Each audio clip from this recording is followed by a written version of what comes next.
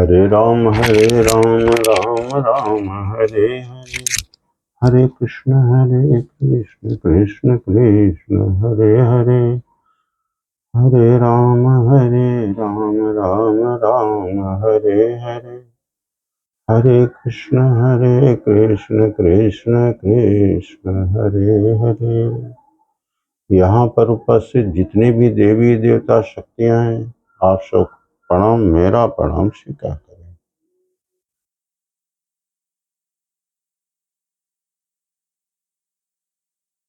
आज हम बात करेंगे कि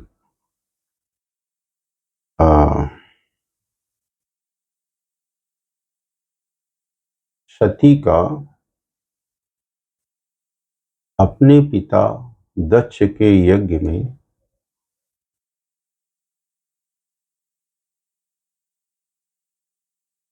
खत्म हो जाना। अपने पिता के यहाँ यज्ञ में गई हैं और वहीं उनके प्राण का अंत हुआ है। इस पर हम बातें करेंगे और रामचरितमानस रामायण का आधार लिया हुआ है। पीछे बातें हुई हैं कि शिव और सती कथा सुनने कुंभज ऋषि के पास गए हैं। वहां कथा हुई, शिव ने ध्यान से सुना, सती नहीं सुनी। सती को संदेह हुआ। वापस जब आ रहे थे उसी समय भगवान राम और लक्ष्मण विरह वेदना में पशु पक्षियों पेड़ पौधों से पूछ रहे हैं, क्योंकि सीता जी का हरण हो गया है। वहां पर भी शिव सच्चिदानंद कह के प्रणाम करते हैं। सती को वहां संदेह होता है। अब संदेह की बातें ऐसी हुई है कि उसी बीच में सती वहां सीता का रूप लेके परीक्षा लेने जाती है राम और लक्ष्मण को से। तो चूंकि सीता का रूप लिया तो शिव ने, सीता की भक्ति है उनके ऊपर, उनके मन में, तो सीता मां स्वरूप हो गई। शिव प्रतिज्ञा करते हैं कि इस जीवन में सती हमारे साथ में पत्नी रूप में नहीं रहेगी। कैलाश पर रहने लगे। तो बाद में चल के सती के पिता दक्ष प्रजापति हुए। वहां स्वागत समारोह हुआ। स्वागत समारोह में शिव गए थे। शिव का अपमान हुआ, बुरी तरह अपमान हो गया। अपमानित होकर शिव कैलाश पर आके गणों के बीच में, सती भी वहां है। अब आगे कथा चलती है कि ये सती बैठी हैं, शिव थोड़ी दूर पर बैठे हैं। एक दिन ऐसा हुआ कि सती आकाश में देख रही हैं कि आकाश से बहुत सारी देवी देवता किन्नर गंधर्व विमान से जा रहे हैं और जाते समय जो कैलाश जहाँ ये रह रहे हैं इनके पास से गुजर रहे हैं। तो पहले हम कुछ चौपाई लेते हैं जो रामचरितमानस में है कि सती ने देखा, सती देख रही है कि किन्नर नाग सिद्ध गंधर्व, किन्नर नाग सिद्ध गंधर्व, बधुन समेत चले सुर सर्वा।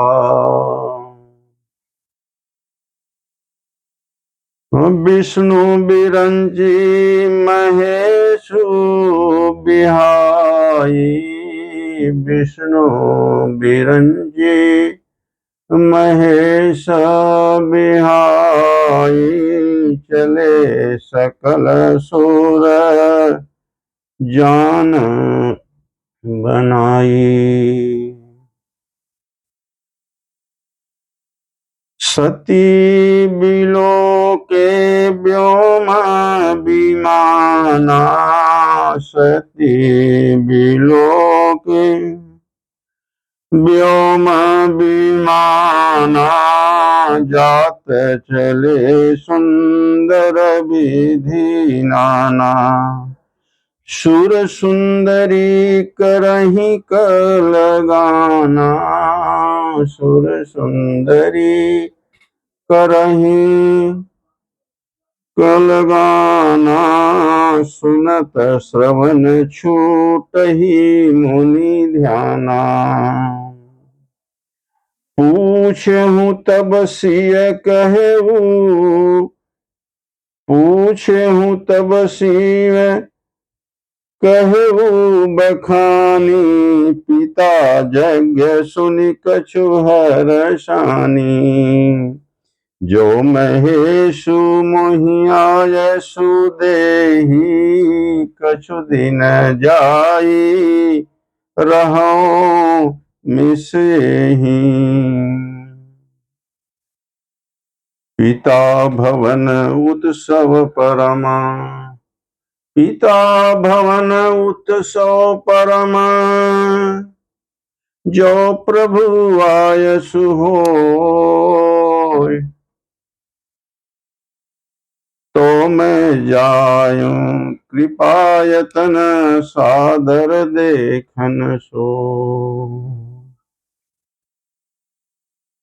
विमान से गंधर्व किन्नर देवांगनाएं सब चले जा रहे हैं।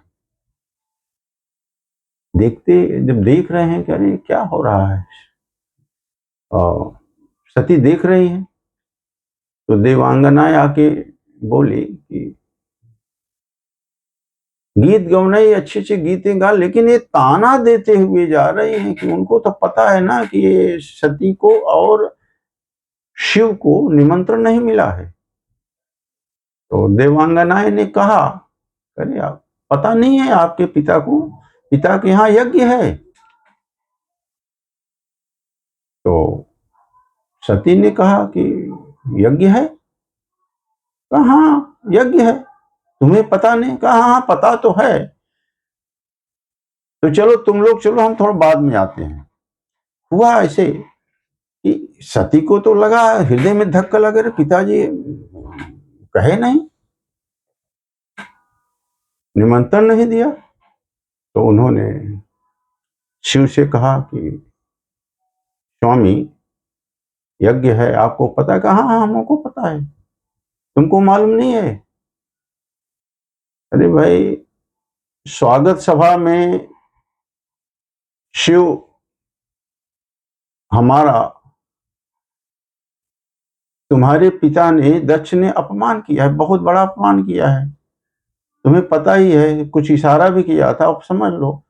तो अपमानित हुआ, तो उनके बाद में इतना क्रोध है हमारे प्रति, उनका क्रोध कम नहीं हुआ। अब उसको बदला लेने के लिए, नीचा दिखाने के लिए उन्होंने पुनः यज्ञ किया है। गंगा नदी के किनारे हरिद्वार में एक यज्ञ का आयोजन हुआ है। आज सारे ऋषि मुनि देवता सभी वहां आए हैं। हाँ, ब्रह्मा विष्णु और मैं, हम लोग नहीं जा रहे हैं, और सभी जा रहे हैं। तो सती को धक्का तो लगा। अब ताना मारते हुए अगल बगल के जितने भी वो देवी देवता वहां से गुजर रहे थे, बोलते हुए हाँ हम लोग भाई वहां यज्ञ में जा रहे हैं, दक्ष के यहाँ जा रहे हैं, सज धज के जा रहे हैं। तो सती ने जोर से बोला, हाँ तुम लोग चलो, हम भी आ रहे हैं, पिताजी के यहाँ आएंगे यार, चलो सज धज के तैयार होके आ रहे हैं। तो सती ने शिव से आज्ञा मांगा कि प्रभु अगर आप आज्ञा करें तो मैं जाऊं। तो शिव ने कहा कि देखो, हमारा बहुत बड़ा अपमान है, हमारा अपमान तुम्हारा अपमान एक ही है, तो मैं तो नहीं जाऊंगा, क्योंकि अपमान बहुत हुआ, फिर से अपमान हो जाएगा तो हाँ यज्ञ का विध्वंस हो, यज्ञ अच्छा नहीं हो, यज्ञ में अपयश हो, अपशकुन हो जाएगा। तुम अगर जिद करती हो तो तुम जाओ। सती ने कहा, स्वामी अगर आप नहीं जा रहे हैं तो कोई बात नहीं, मैं जाती हूँ और मैं वहां संभाल लूंगी। कोई न कोई बहाना बना दूंगी कि हमारे स्वामी किसी न किसी कारणवश उनको कुछ काम आ गया और कुछ उनका आयोजन था और ध्यान में भी बैठ बैठ गए थे, तो वो नहीं आ पाए, मैं आई हूँ। शिव ने बहुत समझाया। शिव ने कहा कि देखो कि ऐसा कहा गया है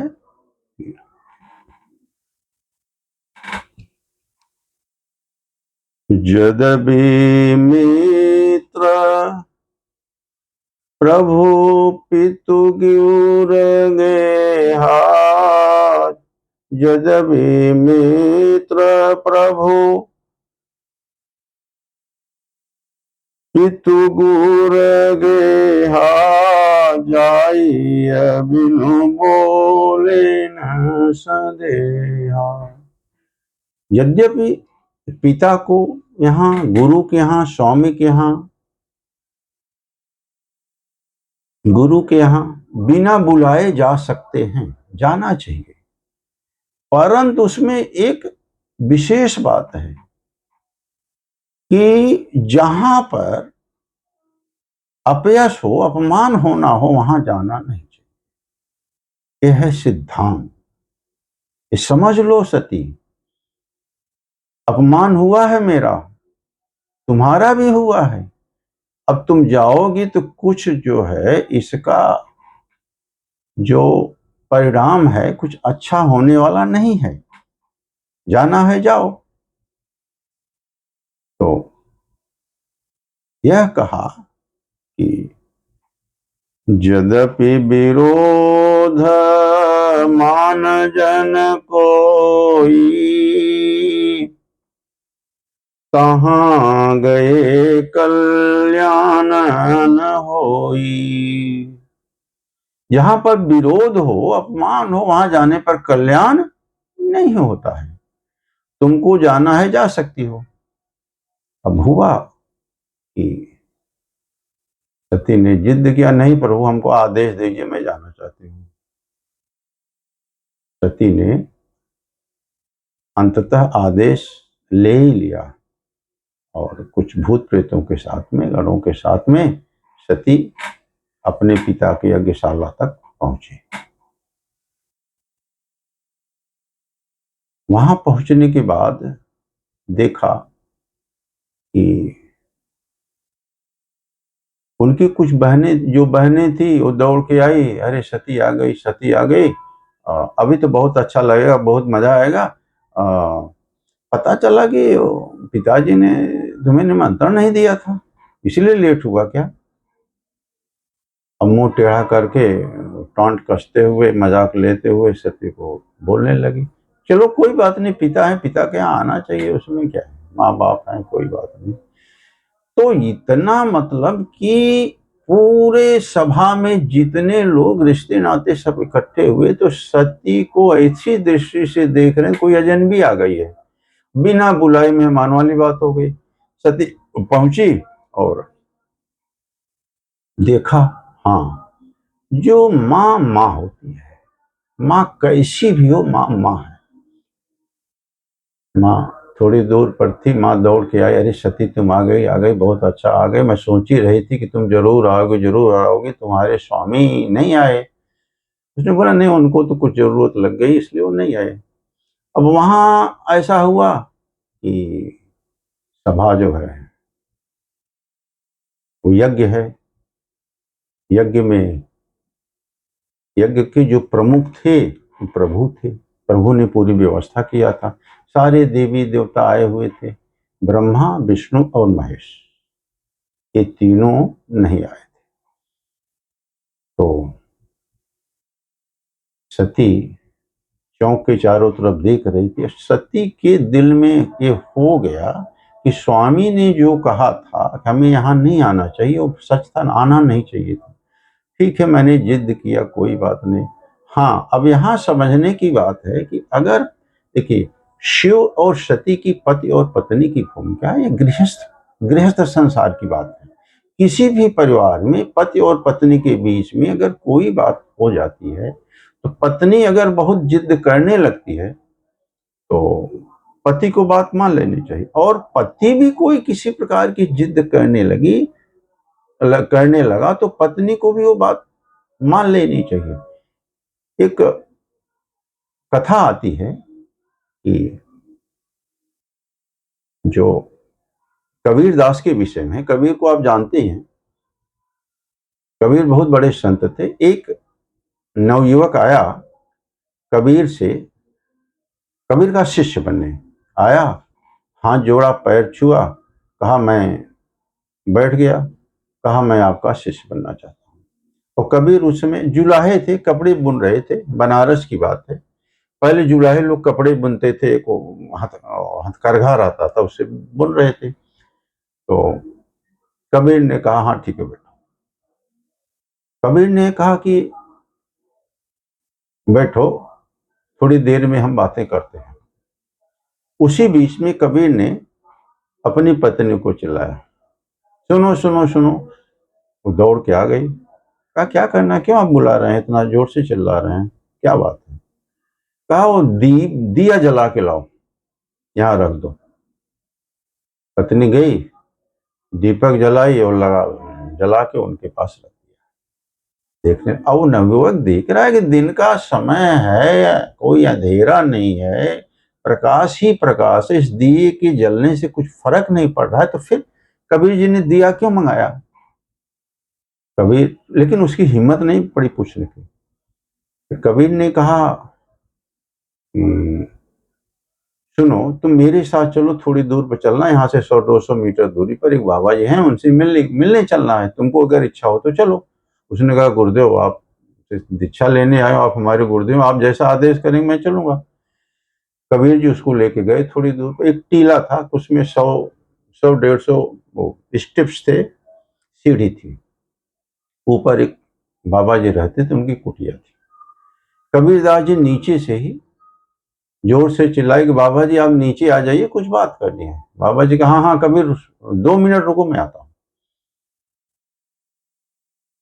ओ बाबा जो है नीचे उतरे, करीब 50 सीढ़ी तक नीचे उतरे थे। तब तक कबीर ने कहा बाबा जी अभी वापस जाइए, अभी काम बाद में आके हम बातें करेंगे। कबीर जी वो बाबा जी बिना तर्क वितर्क किए ऊपर चले गए, धीरे धीरे सीढ़ियां चढ़ते हुए अपने कुटिया में चले गए। ऐसे ही 2-3 बार कबीर ने कहा, बाबा जी को कुछ फर्क नहीं पड़ा, बाबा जी फिर चले गए। थोड़ी देर के बाद कबीर ने कहा बाबा जी अभी हम लोग जाते हैं, शाम को आएंगे। बाबा जी ने कहा जाओ कबीर, कोई बात नहीं। कबीर उस नवयुवक को लेके अपने घर आए, जहां जुलाहे का काम करते तो वहां बैठे। तो कबीर ने कहा कि देखो भाई, तुम शिष्य बनने आए हो ना, तो 2 बातें मैंने शिक्षा दिया है प्रैक्टिकल रूप में, जो तुम्हारे सामने घटना घटी। अगर घर गृहस्थ में रहना है तो मैंने पत्नी को कहा, पत्नी बिना तर्क वितर्क किए दीपक लाके हमारे पास। अब जब मैं खाली होऊंगा शाम को, जब एक जगह बैठेंगे तो चाय नाश्ता होने लगेगा, तब वो पूछेगी कि स्वामी आपने ऐसा क्यों कहा था, जब हमारा दिमाग अच्छा रहेगा, ठंडा रहेगा, वातावरण अच्छा रहेगा। ठीक वैसे ही बाबा जी के पास गए, बाबा जी सन्यासी हैं, संत हैं। कितनी बार सीढ़ियां उतरे चढ़े, बाबा जी को जरा सा भी क्रोध नहीं आया। तो बेटा अगर सन्यासी बनना है तो इतनी बड़ी शक्ति एनर्जी साधना करनी पड़ेगी। अब तुम सोच लो कि घर गृहस्थ में सुखी रहना है कि सन्यासी बनकर सुखी रहना है।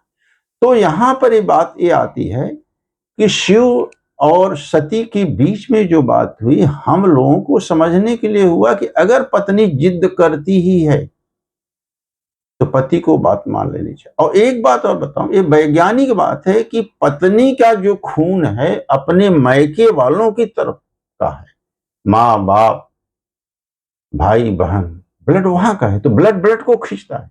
और ससुराल के जो लोग हैं, पति हैं, सास ससुर ननद जेठानी, ये सब दूसरा ब्लड है। तो ब्लड ब्लड को खींचता है। अगर पति इस बात को समझा नहीं, आपस में तालमेल नहीं बैठा है, तो निश्चित रूप से दोनों में मतभेद रहेगा। तो पति की तो कहानी हो जाएगी कि अपने माँ बाप भाई बहन के पक्ष में रहे कि अपनी पत्नी ससुराल वालों के पक्ष में रहे, तो कहानी हुई ससुराल वाले, और जो जात चक्की होती है ना, पत्थर का एक खंड वो ससुराल वालों को हो गया, और दूसरा खंड वो अपने माँ बाप ऐसा को, तो उसी बीच में वो आदमी पुरुष वो पिसते रहता बेचारा, इधर आए कि उधर जाए, उधर जाए, पेंडुलम जैसा लहराते रहता। तो ठीक ऐसे ही हमें समझना है और ऐसे ही तालमेल बना के जीवन को आगे बढ़ाना है, सुखमय बनाना। हमारे जितने धर्म शास्त्र यही सब सिखा रहे हैं कैसे जीवन जिया जाए। अभी धर्मशास्त्र थोड़े बहुत बड़े करोड़पति अरबपति बना देंगे, बहुत धन वाले बना दे, ऐसा कुछ नहीं। खाली आत्मा में ऐसी अनुभूति हो कि सुख शांति की अनुभूति, यही अपने धर्मशास्त्र बताते हैं हम प्राय। और भक्ति रूप में अगर हम भजन कीर्तन कर रहे हैं तो भक्ति भाव से भी हमें सिद्धि मिलेगी, मोक्ष मिलेगा। तो जैसे हमारे शास्त्रों में ना 3 ही तो रास्ते बताए गए हैं मोक्ष और प्राप्त के लिए, परमात्मा की प्राप्ति के लिए। भक्ति योग है, कर्म योग है और ज्ञान योग है। तो भक्ति योग में बस ध्यान, आराधना, पूजा पाठ यही सब चलता है, कथा सुनना। तो हम पुनः उस विषय पे आते हैं कि सती वहां गई और उसने देखा कि हमारे पति का कोई स्थान नहीं है यहाँ पर, उनका कोई भाग नहीं। उसको बहुत क्रोध आ गया और पति का अपमान बर्दाश्त नहीं कर पाए। वो दौड़ के पिता के पास गई और उस समय पिता को पिता न कह के दक्ष बोले, ए दक्ष, तुम्हारे पिता हो, तुमने हमारे पति का अपमान किया है, तो पति के अपमान को मैं बर्दाश्त नहीं कर सकती। तो मेरा और आपका जो संबंध है तब तक रहेगा जब तक हमारी शरीर रही, आप पिता रहेंगे, हम आपकी पुत्री कहलाएंगी हर समय। तो क्यों न मैं अपने शरीर का अंत कर दूं। सती ने योगाग्नि में अपने को समाहित कर दिया, प्राण को त्याग कर दिया। और त्याग करते समय नारायण से निवेदन किया कि हर जन्म में हमको शिव ही मिले, ऐसा करके। अब ऐसा करते तो जितने भूत गण थे सब